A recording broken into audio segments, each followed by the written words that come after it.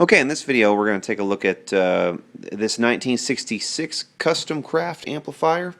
This is a 1/8-inch amp, even though the cabinet is a bit bigger and probably could accommodate a 10 or maybe even a 12-inch. It's actually a fairly large cabinet. It does have only the 1/8. Has tremolo with speed and strength, volume with the switch on the volume knob. Neat little Custom Kraft label with their ever-present little lion figure there. 3 inputs. One is labeled, let's see, instrument, and then these others are just labeled input, which is kind of strange. Leather handle on the top, which I'm not sure if it's original or not. It does look original. Turning this thing around, and kind of a cool grill cloth on this thing. It's got to be original, but it kind of looks almost like camouflage or something. So kind of neat. And also this cabinet material is definitely some kind of plated. It's perhaps plated. Maybe brass, but it could just be anodized plating of some kind here to make it look like brass. But let's turn this thing around and get a look in the back. And the thing that strikes me first about the back and looking in it is the cheapness with which the cabinet was made. All of this material is a particle board. If this stuff ever got wet, this thing would just disintegrate. And every single bit of it's particle board. The baffle, all the sides, the top. Yeah, the top also, all of it. So actually, probably if you yank up on that handle even too hard or anything like that, a panel might even come out. Decent little Alnico speaker. I'm not sure what kind it is. Then we have a code there. Big crayon number 5 written. Let's see. We have another code on the bottom which I cannot. Let's see. 465. That's going to be, I think, Oxford. I think that's Oxford 465. I'll have to look that up again. We have RCA tubes, and this amp has no power transformer, as you can see here. The line just comes in, and it's still the 2-prong cord. And this is actually in for service, so we're going to replace this 2-prong cord with a 3-prong and make this thing safer. But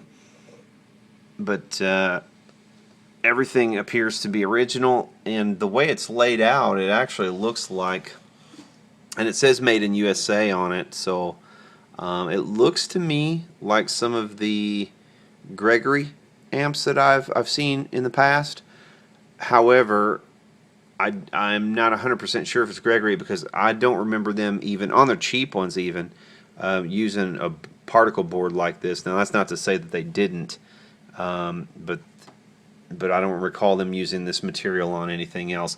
I do recall seeing some K amplifiers that were very similar, had similar covering, and you can actually look back in some of my other videos and see a couple of the little K amps, a couple of little Widowmakers that I've demonstrated before that had the very similar covering and also had the exact same sort of schematic on the inside, exactly laid out exactly like this, that had all of the information over here about the model. This is the model number 500, and I think the Ks that I've had in the past were model 300s. I'll have to look back at that, but this gives all the identifiers such as the licensing. It's licensed under AT&T licenses, and just tells a little bit more about it there, how to order parts. Of course, all that's way out of date. Talks about the wiring diagram, which is over here. Then here is a parts list and a neat little guarantee down there as well, saying, hey, if your crappy baffle falls apart on you, I guess you could take it back to the back to somebody and have a guarantee of some sort. We can see here, once again, this is what's known as a Widowmaker amp, and that there's no power transformer. We'll try to film this so that we can actually have some light here, but yeah. So the tube complement is, let's see if it's even listed on there. Not listed on there apparently, at least not that I can see. Yeah, it's actually over here on the parts list. We have a 12AU6, 50L6, a 12AV6, and a 35Z5. That would be probably the rectifier. The 50L6 is the power, and we have two preamp tubes. And again, this is laid out pretty much like Gregory amplifiers that I've had in the past. This also could have been made by Danelectro. They've used a lot of this kind of crappy materials. Both of those were New Jersey companies. It wouldn't surprise me if this also was made by a New Jersey company. Maybe even Sano. I don't know if they were doing stuff on the cheap end like this for hire or not. I do see some standard, at least one standard cap poking out here, and it looks like they might have used standards in other places as well. But yeah, let's pull this thing out of here and get a closer look, and we'll go ahead and service this and get it in working condition, and then we'll test out the tone. One thing I wanted to point out before we go any further on the bottom here, I know we said it was a model 500 on the schematic, but it looks like on the bottom of the amplifier there's a little tag, just like we see on the K models. That are very similar to these. If you turn those old K 1960s amps over, on the bottom you will see something similar, a little plate with a model and serial number. This model number says 50C on this, so I don't know which is correct, whether it's 500 or 50C. Here's the serial number. Most of the date codes in this amp, on the speaker, on the tubes, and on the parts that are exposed that I can see so far, it's all late 1965. Probably was completed and shipped in early 1966. So I just wanted to point this out before we move on. Now we can move on a little further. Okay, we got the chassis out here, and the only way to really get the chassis out is to take the whole baffle out, which kind of reminds me of another amp that I've taken apart recently, that Harmony H415 amp, if anybody remembers that from a previous video. On that one as well, you had to take the whole baffle board out really to get the chassis out, and the same was the case here. You can get a little better look at the cabinet as well, and you can see how spare the construction is.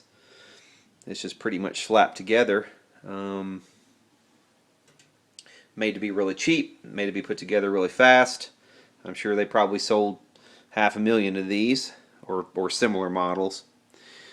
But yeah, we can get a little better look probably here at the codes on the speaker, and it is a 465.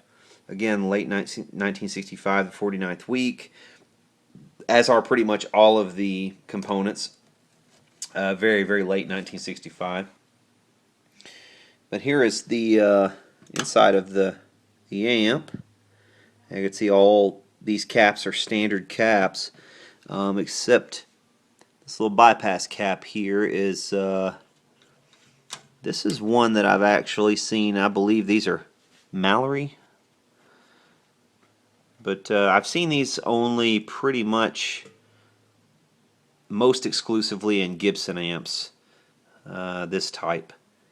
This is definitely not a Gibson build, but these standards, you see these in a lot of different amps. I think most notably you'll see them in Danelectros, although I'm not convinced this is a Danelectro. But here we can see the rest of the guts. I've already clipped off the power cord in preparation for a new cord. Here is the can capacitors, and we'll replace those for sure. Okay, we're back with this Custom Kraft, and got everything serviced.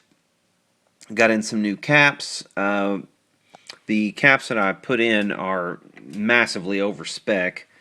These are 450 volts. The schematic only calls for 150, so these should be in here pretty much to the end of time, I would imagine.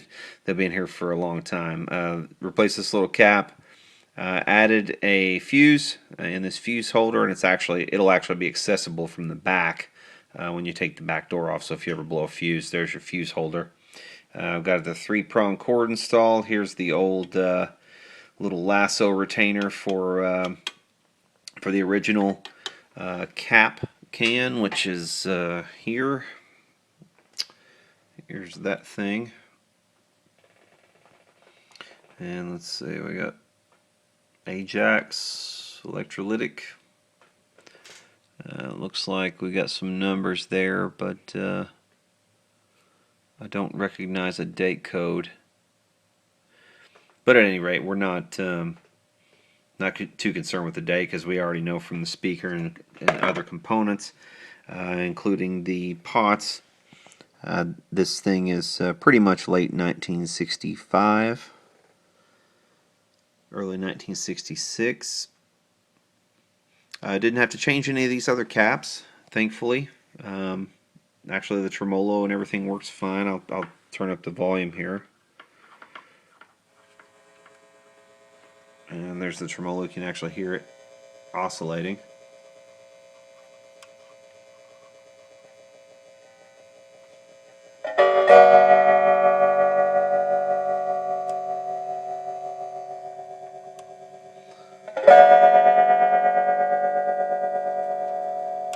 And the depth works as well. Everything works as it should. And with the 3-prong cord, it should be a hell of a lot safer. The 3-prong cord and the fuse as well. And actually, I put a 2-amp fuse in this, and you could probably go as low as like a 1-amp, or maybe even a little lower. That way, if there was any kind of spike at all in this thing, your fuse should blow before your heart blows. Essentially, if you're standing there coupled to ground or something like that. So anytime you can make something like this that doesn't have a power transformer a lot safer, that's really the way to go. Adding a 3-prong cord and a fuse goes a long way toward that. So I don't think there's really much to do except button this thing up and test out the tone, which we'll do right now.